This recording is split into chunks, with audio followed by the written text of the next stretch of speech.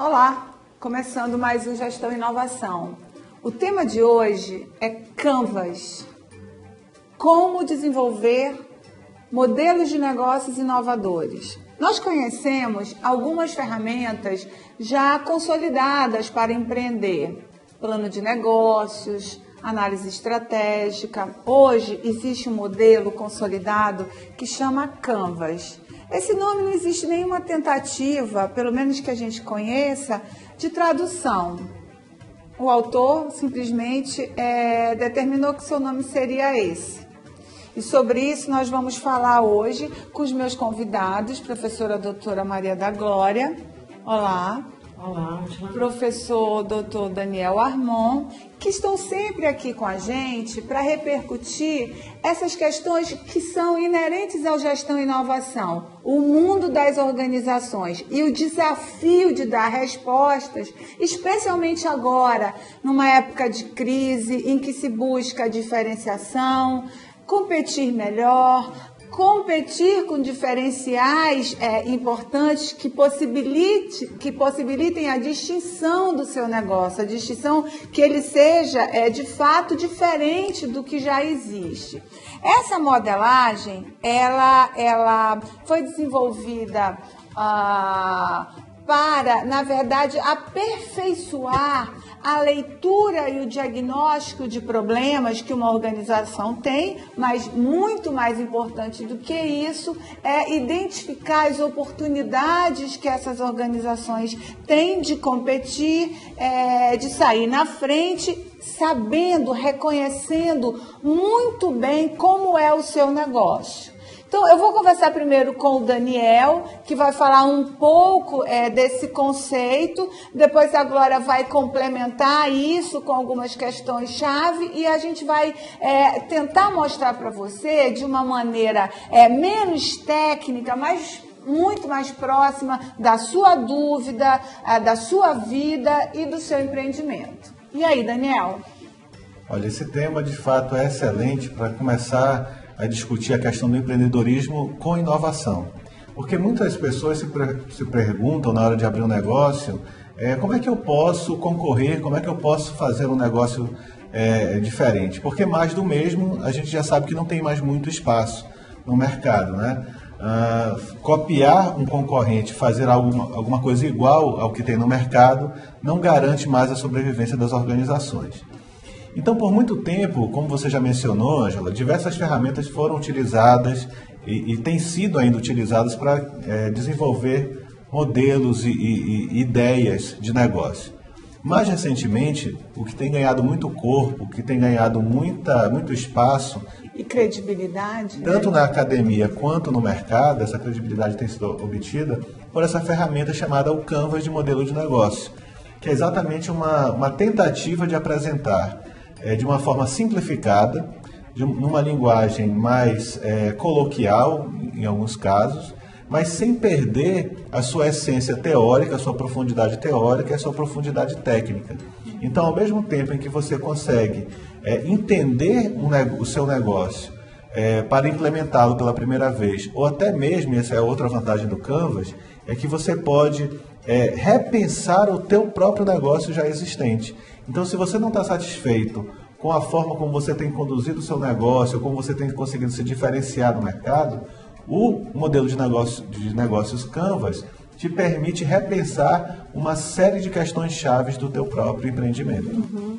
Essa ferramenta, ela tem uma característica que eu acho que é só dela, quando a gente compara com outras ferramentas, que é o total e absoluto envolvimento das pessoas na organização. Não é, Glória? Assim, nós já tivemos, como consultores, a experiência de implantar um modelo Canvas muito recentemente, e uma das etapas, além da apresentação, né, que junta grande parte da organização, uma das etapas é discutir com os vários segmentos da organização essas perguntas que o Canvas faz. Isso de fato, para você que é uma pessoa doutora na área de comportamento, uma profissional com muita leitura acerca disso, será que reside aí o grande diferencial e vantagem do Canvas, esse envolvimento muito grande com as pessoas na organização? Então, Ângela, acredito que sim. As organizações, sem as pessoas, é algo abstrato. É apenas a infraestrutura e as máquinas. São as pessoas que dão vida à organização.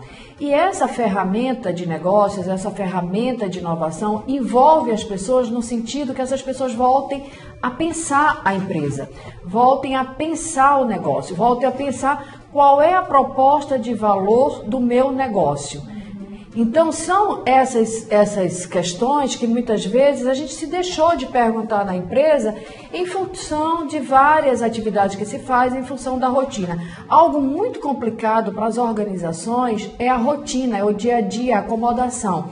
E essas ferramentas têm discutido atualmente exatamente como sair da rotina, como resolver problemas conversando com os seus colaboradores, mudando uma metodologia de apenas indicar os erros dos colaboradores e buscando que eles possam oferecer respostas aos problemas que você tem.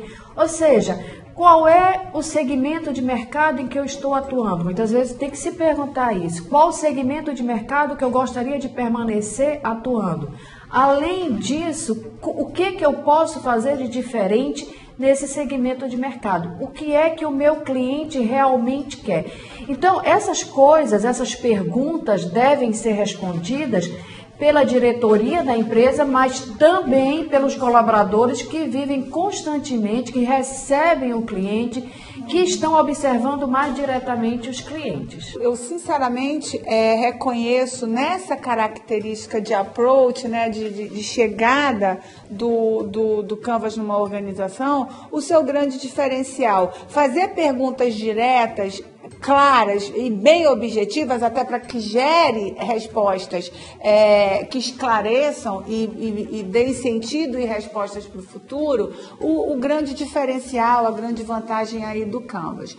Um suíço chamado Alex Osterwalder desenvolveu uma metodologia que busca superar aquilo que nós já conhecemos, o que já está consolidado, deu suas respostas, continua dando umas respostas, porém ele é um jovem que, através da sua tese de doutorado, escreveu, desenhou esse modelo de intervenção, prospecção de negócios e, acima de tudo, de inovação e busca de diferencial competitivo nas organizações. Na verdade, é isso que todo empreendedor, todo empresário sonha.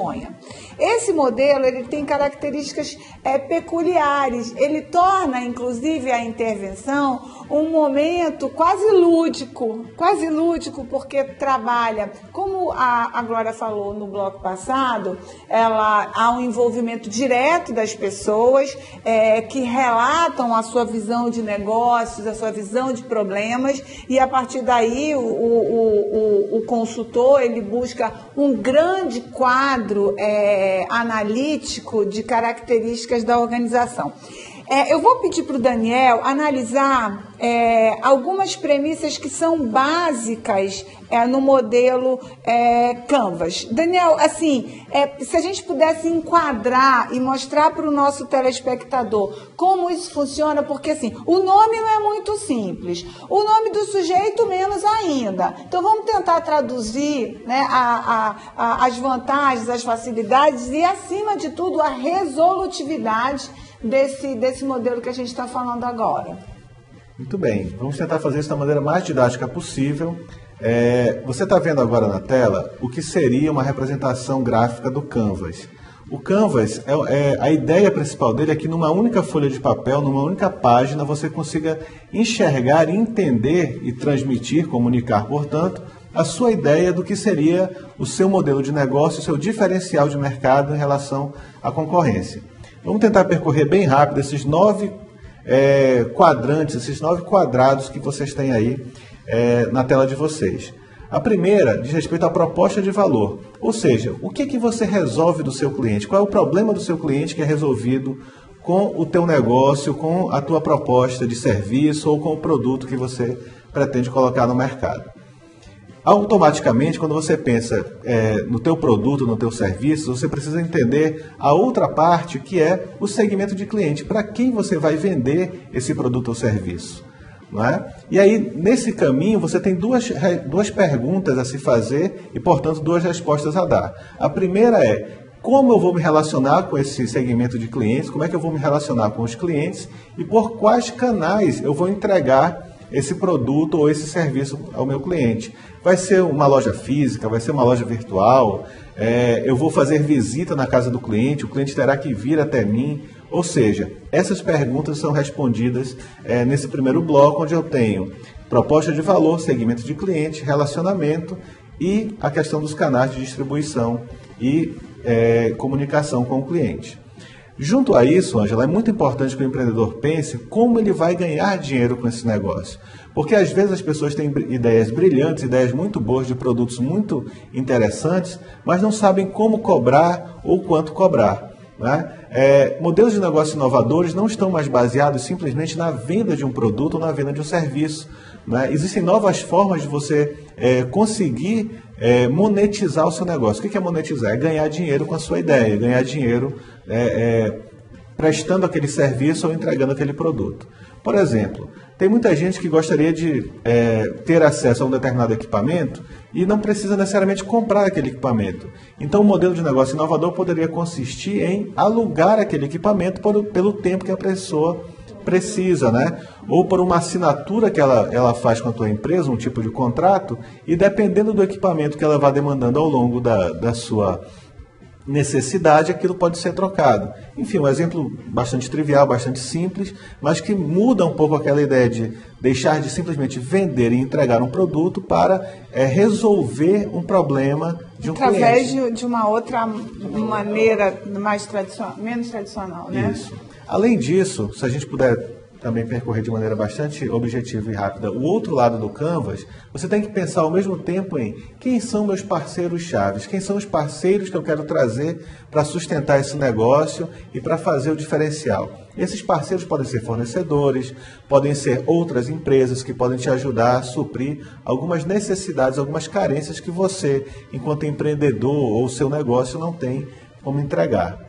Ao mesmo tempo, você pensa em quais são as atividades que eu preciso me concentrar o foco principal, que são as atividades-chave, e que recursos eu preciso ter para que essas atividades possam acontecer de maneira satisfatória, e não só satisfatória, mas principalmente excedendo a expectativa do cliente. Para finalizar, o Canvas resume a parte de custos em uma única visão, que é a estrutura de custos. Quanto você precisa gastar, despender ao longo, né, da operação do teu negócio para manter essa estrutura funcionando, entregando valor para o teu segmento de clientes específico. Eu queria continuar com o Daniel, a gente vai conversar com a Glória no próximo bloco. Eu queria continuar com o Daniel na seguinte análise. Há um jeito de fazer isso dentro da organização, né? A gente cria um layout para isso. Eu queria que você explicasse como é que o consultor chega na organização, para que no próximo bloco a Glória, que tem uma análise particular de algumas características do Canvas, pudesse falar sobre isso e dar dicas de operação. Mas fala um pouquinho desse jeito que eu falei, que às vezes é meio lúdico, que se você instala lá o layout quando o consultor chega. O Canvas ele se presta a diversos usos, né? Ele pode ser feito, inclusive, individualmente. O empresário senta e começa a escrever a sua proposta, mas nós temos percebido, na nossa própria experiência de consultoria, que essa não tem sido a melhor prática. O Canvas, por ser extremamente visual, extremamente aberto a sugestões, né, e a inovação e a criatividade, o grande sucesso dele reside em você proporcionar ao teu colaborador a capacidade de participar da construção e da reformulação do teu modelo de negócio. Isso é feito com uma série de técnicas extremamente visuais. Você pode fazer isso apoiado na tecnologia, usando um projetor, algum tipo de software de apoio. A gente vai mostrar também, né, imagens sobre isso. E agora, eu acho que uma das formas mais interessantes, além de usar a tecnologia, é usar aqueles antigos e já tradicionais blocos post-it. Aqueles blocos autoadesivos, extremamente coloridos, onde você consegue transmitir e comunicar muito rápido uma ideia e construir e preencher esse canvas, essa tela em branco de um novo modelo de negócio. Assim, completando o que a gente chamaria tradicionalmente do diagnóstico, do desenho da situação atual. No próximo bloco, eu vou conversar com a Glória sobre algumas questões que ela já apontou no bloco anterior, que são quase que a síntese mesmo do Canvas, que diz respeito ao relacionamento com o cliente, como que você ouve esse cliente, como você reconhece verdade e preocupação naquilo que o cliente faz. O tema de hoje é Canvas. Qualquer intervenção organizacional que busque realizar o que a gente chama de diagnóstico organizacional, que traz para a empresa um modelo de verificação de condições de negócios, não é à toa que a gente chama de diagnóstico, porque o diagnóstico é um termo que a gente usa mais na medicina, né, de reconhecer no paciente, naquele que está vulnerável, doente, precisando de ajuda, algumas soluções, primeiro entender o que está acontecendo, fazer a anamnese, né? E parece muito com o que a gente faz dentro de uma organização quando a gente chega. A gente não chega de branco, obrigatoriamente, mas a gente chega com um método muito parecido com esse que a gente vê na medicina, né, no tratamento de alguém. Aí eu quero perguntar da Glória, porque eu sei que ela gosta muito desse tema. A organização ela pode estar doente, né? E ela sente isso no seu organismo, né? na sua complexidade. Você, inclusive, tem uma palavra, você extraiu do Canvas um termo que para você é chave e tem muito significado. Explica para nós. Então, essa questão de a organização precisa de diagnósticos constantemente. Isso é algo extremamente importante.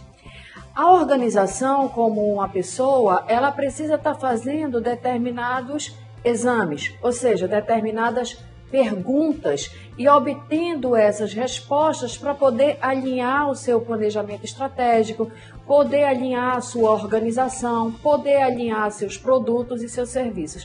Eu acho o Canvas muito interessante porque ele faz com que a empresa pense bastante no cliente, né? E tem uma questão que eu acho muito interessante, que é quais são as dores do seu cliente.